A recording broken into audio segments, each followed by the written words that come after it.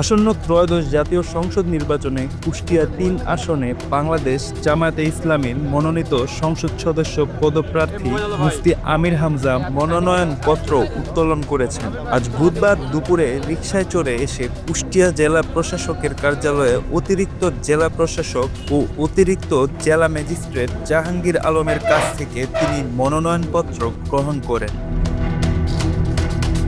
মনোনয়নপত্র উত্তোলন শেষে সাংবাদিকদের এক প্রশ্নের জবাবে মুফতি আমির হামজা বলেন, ২০২৪ সালের ৫ আগস্ট কুষ্টিয়া মডেল থানা সহ দেশের বিভিন্ন স্থান থেকে যে অস্ত্রগুলো লুট হয়েছিল সেগুলো উদ্ধারের বিষয়ে আমরা প্রশাসনের সঙ্গে কথা বলেছি। প্রশাসনের ঊর্ধ্বতন কর্তৃপক্ষ জানিয়েছে লুট হওয়া ও অবৈধ অস্ত্র উদ্ধারে সর্বাত্মকভাবে কাজ করা হচ্ছে।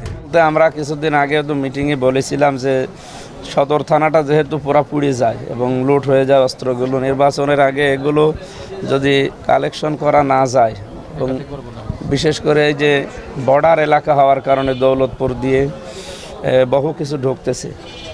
বারবার বলেছি, কয়েকবার বললাম যে এগুলো আগে যেভাবেই হোক উদ্ধার করা লাগবে, নয়তো ওগুলোর প্রভাব পড়বে নির্বাচন।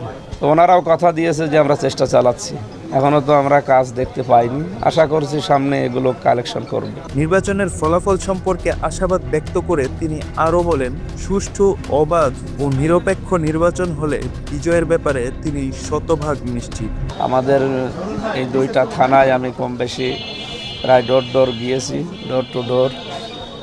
মানুষের যেভাবে স্বতঃস্ফূর্ত সাড়া পেয়েছি, আলহামদুলিল্লাহ আমরা আশা করছি বিপুল ভোটে বিজয় হবে। Bangla affairs news desk.